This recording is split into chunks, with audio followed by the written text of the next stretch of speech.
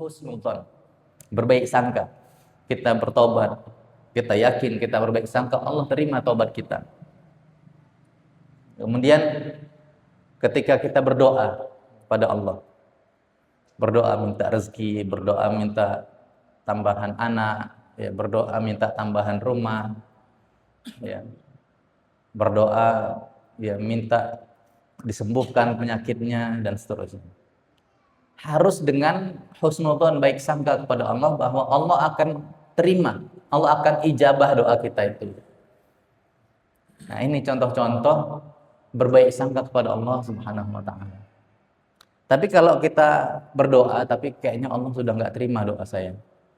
Saya terlalu jauh dari masjid, saya terlalu lalai selama ini. Kayaknya Allah nggak mungkin Allah terima doa saya. Itu banyak orang pesimis. Coba sekali-kali kita duduk sama teman-teman kita yang di pinggir jalan gitu ya, yang jarang ke masjid. Bukan dibilang jarang lagi. Mungkin dalam setahun itu cuma sholat Id dia ke masjid. Idul Fitri, Idul Adha. Selebihnya nggak ada pernah sholat. Nanti ketika doa nggak mungkin kayak orang kayak saya diterima doanya. Nggak boleh seperti itu. Itu namanya suudzon kepada Allah. Allah mengatakan wa idza sa'alaka ibadi anni fa inni qarib. Kalau ada hamba-hambaku yang nanya tentang diriku, ini kata Allah dalam Al-Qur'an, fa inni qarib. Aku ini dekat. Artinya dekatnya ini bukan fisik, bukan dekat secara fisik, tapi Allah itu dekat dengan hambanya. Hubungan Allah dengan para hambanya itu dekat. Artinya apa?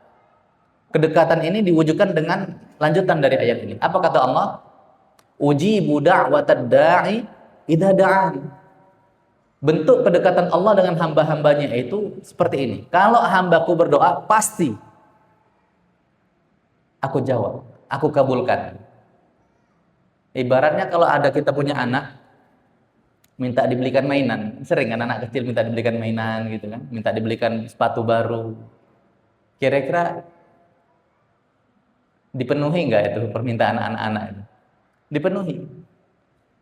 Kenapa? Karena kita dekat sama dia. Walaupun mungkin bapaknya lagi di tengah laut, karena dia kerja di perkapalan misalnya, berlayar. Ditelepon sama anaknya, "Ayah, sepatuku rusak kemarin." "Iya, besok ayah belikan." Beli online kan, sekarang bisa online. 2 hari kemudian datang sepatu baru gitu. Walaupun ayahnya jauh secara fisik, tapi ayahnya mengabulkan apa yang diminta si anak. Itu bentuk kedekatan anak dengan ayah. Tapi coba anak tetangga datang, "Om, sepatu saya rusak om, perlu dibelikan yang baru." Kira-kira dibelikan nggak? Belum tentu juga. Bisa jadi iya, bisa jadi enggak. Tapi kemungkinan terbesar ya enggak. Minta sama ayahmu kan gitu biasanya.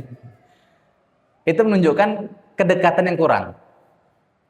Tapi Allah qarib, kata Allah. Wa idza sa'alaka 'ibadi 'anni fa inni qarib. Saya ini dekat dengan hamba-hamba saya. Bentuknya apa kedekatan itu? Ujibu da'watad da'i idza da'ani. Saya akan mengijabah doa siapapun yang berdoa kepadaku. Artinya kalau kita berdoa harus dengan yakin, seyakin-yakinnya Allah akan terima doa itu. Allah akan kabulkan. Mungkin ada yang nyanggah ya, "Ustaz, tapi saya sudah berdoa terus selama 20 tahun. Minta anak kok nggak datang-datang anak itu." Nah ini gimana? Bener nggak? Ungkapan Allah dalam Al-Quran katanya Allah mengijabah. Tapi kok saya sudah 20 tahun berdoa, nggak dikabulkan. Betul nggak kira-kira Pak? Ada gitu ya. Udah 20 tahun, ya, udah 10 tahun, ya. Anak muda kan berdoa, "Ya Allah, saya butuh suami, saya butuh istri," misalnya kan. 10 tahun berdoa, nggak datang-datang suami yang dicari itu, istri yang dicari itu. Minta anak, minta rumah baru, ya kan. Nggak punya kendaraan, ada cuman motor tapi udah tua, dia pingin motor baru, kok nggak Allah kirim ini motor. Saya sudah 10 tahun berdoa, kok tetap ini aja motor yang dipakai misalnya. Nah ini jangan suudzon sama Allah. Jangan-jangan doanya sekedarnya. Doa hanya di lisan tapi tidak dari hati. Kan sering orang gitu. Dia panjatkan doa, tapi dia nggak paham apa yang dia ucapkan. Dia berdoa, tapi dia hatinya nggak ikut dalam untayan doanya. Hatinya lalai. Itu satu, bisa jadi alasannya. Atau alasan kedua, ya, masih banyak dosa-dosa yang menghalangi doanya diijabah. Jadi nggak mungkin Allah tidak mengijabah doa kita, itu nggak mungkin. Karena Allah menjanjikan dalam Al-Quran, ujibu da'watad da'i idza da'ani. Kalau ada orang yang berdoa, hambaku ini berdoa, minta sesuatu, aku akan penuhi. Tapi syaratnya jangan sampai ada hal-hal yang menghalangi Allah mengijabah. Kita kan gini, kalau kita punya anak, dia minta tas baru misalnya. Kira-kira kalau si anak ini udah butuh sama tas, kemudian tas yang lama itu betul-betul nggak bisa lagi dipakai, terus anak ini nurut kalau diperintah ini, diperintah itu. Ketika dia minta, ayah, tas yang lama sudah rusak, saya butuh tas baru, katanya. Kira-kira dieksekusi nggak? Dibelikan nggak?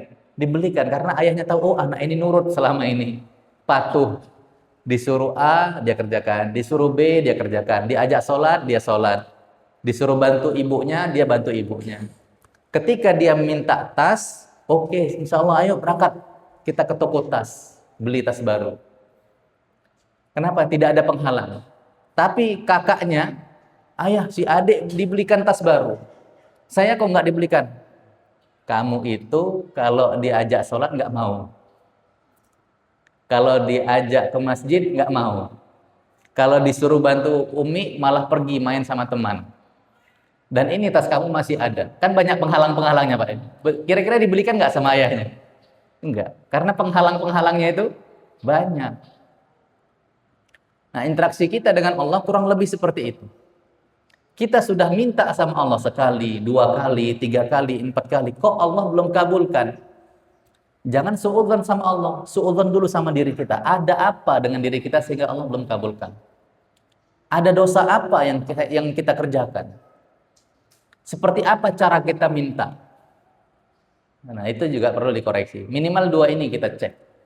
Bagaimana cara kita berdoa? Kemudian hal apa yang sudah kita lakukan selain doa itu?